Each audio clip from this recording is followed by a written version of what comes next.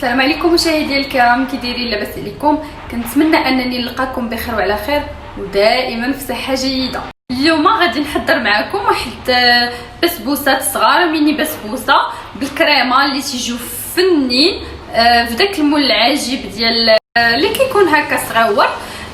تيجي رائع ودغيا كيوجدوا، يعني ما كياخذش، تقدروا حتى لاخر لحظه وتوجدوهم لا مشكله. نتمنى انهم ينالوا الاعجاب ديالكم وتجربوهم بالتاكيد. وبلا ما نطول عليكم دوزوا المقادير وطريقه التحضير. وإلا عجبتكم الوصفه ما تنساوش ديروا لي لايك وتشتركوا في القناه وتفعلوا زر الجرس باش يوصلكم كل جديد. بالنسبه للمقادير غنحتاجوا، عندي هنايا 2 بيضات، كيس من الفانيلا وكيس من خميره الحلويات من فئه 7.5 غرام. عندي هنا ياغورت بنكهه الحامض، وبنفس الكاس غادي نعبروا الزيت، كاس من هذا ديال الياغورت بزيت المائده، ونفس الكاس من السميده الرقيقه الخاصه بالحلويات والبسبوسه، ونفس الكاس غنديروا النص ديالو سميده والنص ديال مبشور جوز الهند الكوك. وغنحتاج معلقه كبيره ديال سكر سنيده، وتقدروا تزيدوا سنيده، انا ما بغيتهاش حلوه بزاف لان مازال غندير السيرو حلو. والقوالب فاش غنديروا هاد البسبوسه هادي هما هادو ديال المول العجيب اللي تيجيو على هاد الشكل، كيكونوا محفرين هادو. دابا غندوزو لطريقه التحضير. فهنايا انا دايره قبيصه ديال الملحه، غندير دابا البيض،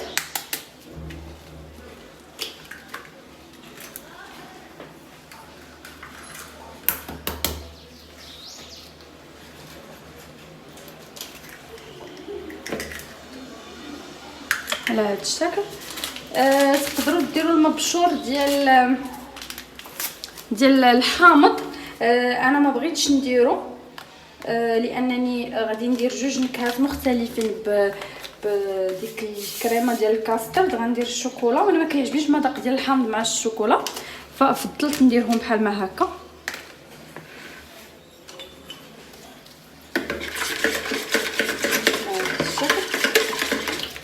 غادي ندير معلقه كبيره ديال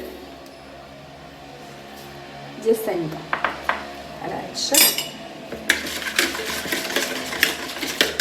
غادي نطربهم مزيان عاد غادي نضيف باقي المكونات. خلطت البيض مزيان، غنضيف ليه دابا داك الياغورت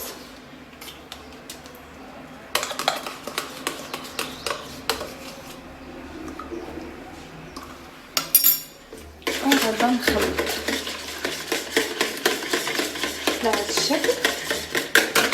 فللاشاره فقط على حسب السميده اللي عندكم، الا كانت كتشرب يعني بانت لكم هي نورمالمون هاد البسبوسه راه كتجي يعني كتجي هذا شي شويه ثقيله.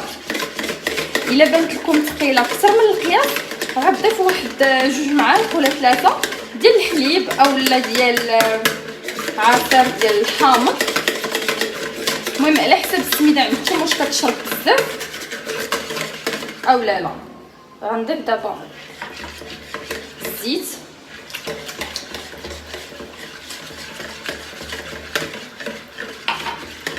وغنستمر في التحريك على هذا الشكل.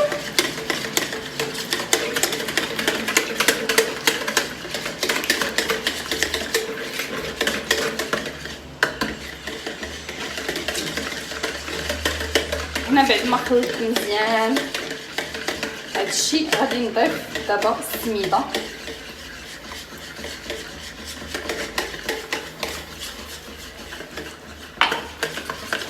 على هذا الشكل.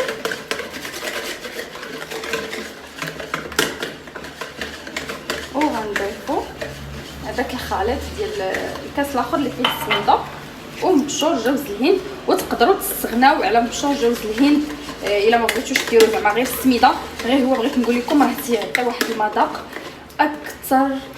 اكثر من رائع. غنضيف دابا ديك خميره الحلويات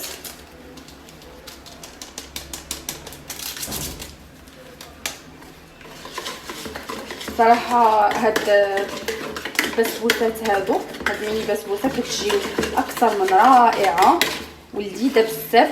واللي زوين فيها اكثر هي انها دغيا كتوجد، يعني حتى يقدروا حتى يدخلوا عندكم الضيوف ديالكم و تنوضوا ديروها فبسرعه كتوجد.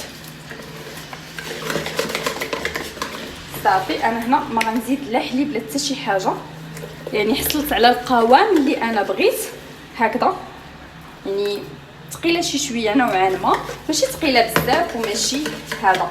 غنخليها دابا جانبا. خديت هاد القوالب درتهم في اللاطه اللي غادي ندخل الفرن، وخديت هنايا واحد الطريف ديال الزبده ومبشور جوز الهند. صراحه انا لاحظت واحد القضيه، فاش كندير مبشور جوز الهند ما تيعذبونيش نهائيا من انني نحيدهم من القوالب، العكس ديال السميده. الا كانوا عندكم دوك القوالب شي شويه تيلصقوا فتقدر تلصق لكم، كنصحكم انكم ديروا مبشور جوز الهند. فغادي ندوز الزبده على كاع هاد القوالب على هاد الشكل.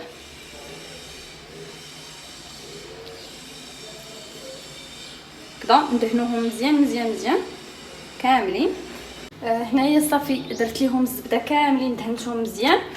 دابا غادي ندير داك مبشور جوز الهند، غنلبسهم به مزيان على هذا الشكل هكذا. غادي نكمل هادو اللي عندي دابا. هيا صافي لبستهم كاملين بهذاك جوز الهند. دابا غادي ناخذ هاد الخليط ديالي وغنبدا نديرو هنايا في القوالب. فاللي بغيت نقول لكم هو ما تعمروهمش بزاف، باش منين غادي ديروهم في الفران غادي يطلعوا، يعني غيتنفخوا يلا يجيو هما هادوك. يعني هاد ليمون هادو غادي تعمروا النص فقط. انا بالنسبه لهادو اللي عندي هنايا الحجم المتوسط، هاد الصغار هاد الكميه اللي كندير كتخرج ليا 8. الا درتو ما كبر راه تقدر يعني تخرج لكم 7 اولا 6، درتو ما صغر راه غتخرج لكم اكثر. فصافي انا غادي نديرهم هنايا في هاد القوالب هادو. صافي هنايا انا دوك القوالب كاملين درت فيهم داك الخليط. دابا غادي ندخلهم الفرن اللي انا مسخناه من قبل.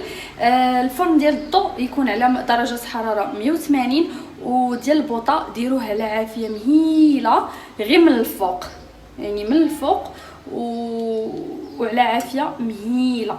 دابا كما قلت لكم غندخلوا الفرن وغادي نرجع باش نكمل معكم.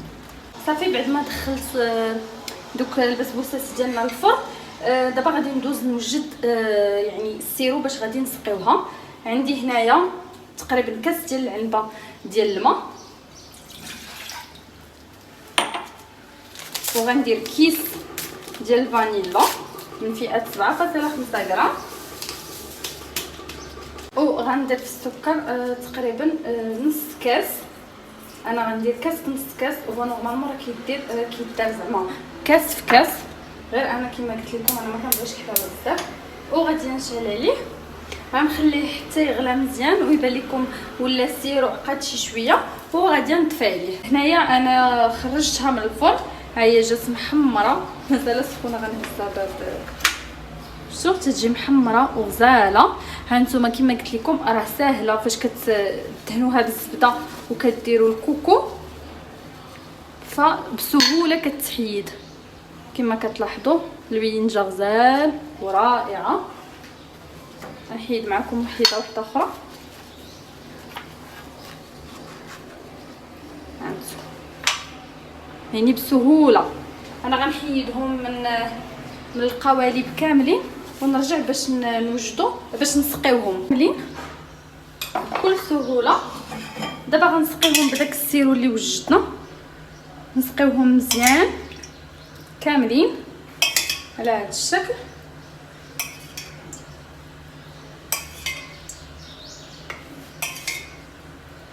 كيجيو مفزقين ورائعين في الحقيقه. صافي هنا راه السيرو عندي بارد تماما ودوك البسبوسات سخيخنين، فغادي يجيو هو هذاك. يعني الا كان السيرو سخون غتخليوهم هما حتى يبردوا. كان بارد فغديروهم وهو يعني سخون. صافي دابا ها هما سقيتهم. غادي نحتاج الكريمه. غندير وحده بالنكهه ديال الحامض السيترون. هنايا عندي معلقه ونص، معلقه كبيره ونص ديال الكريم باتيسير، بودره ديال الكريم باتيسير.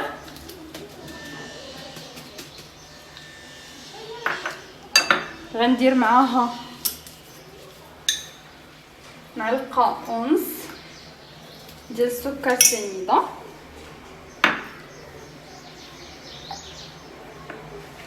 وكاس ديال الحليب.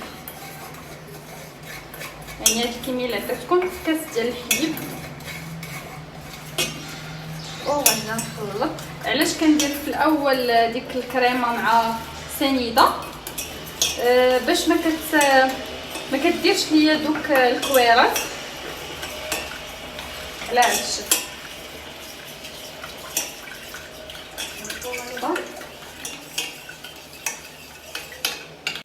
وغادي ندير واحد الكيس ديال الفانيلا بهذا الشكل.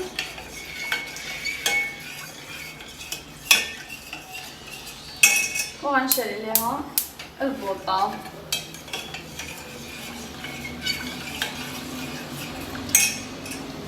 هنايا عندي النكهه ديال الحامض. تقدروا ديروا اي نكهه يعني كتفضلوها، ديال البرتقال اولا اي نكهه تقدروا انكم ديروها، اولا تقدروا تستغناو عليها تخليوه غير مع داك الفاني وصافي. غندير واحد راس معلقه صافي. وغادي نستمر في التحريك حتى وكنتوجد ليا وتعقد، عاد باش نديروها في دوك القوالب، في دوك البسبوسات.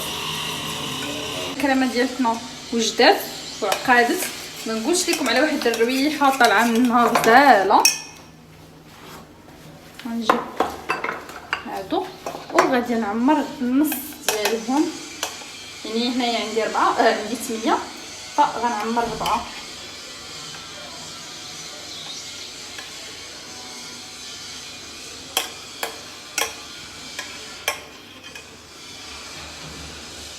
بهذا الشكل.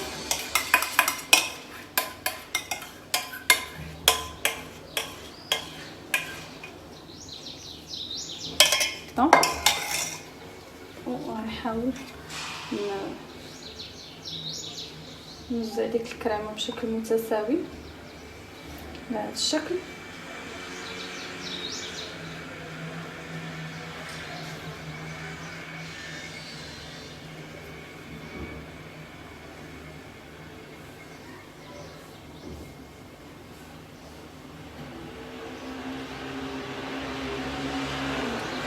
صافي وندوزو دابا باش نوجدو الكريمه ديال الشوكولا. فانا غندير معلقه ونص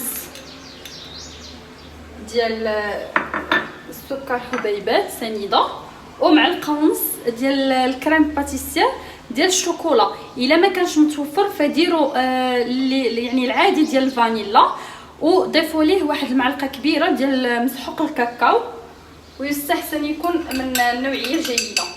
الا درتو داك يعني مسحوق الكاكاو اللي حلو ديروا غير نص معلقه اولا غير معلقه ديال سنيده. الا درتو المر صافي خليو نفس الكميه صافي. وغندير كاس ديال الحليب بهذا الشكل، نفس الطريقه اللي درنا مع ديال الحامض.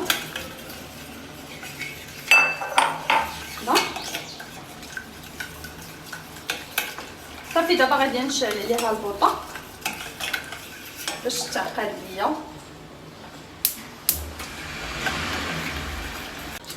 هنايا ها هي ديك الكريمه طابت وعقدت ديال الكاكاو. وغنعمر غنملأ هادوك اللي مازالين بهذا الشكل.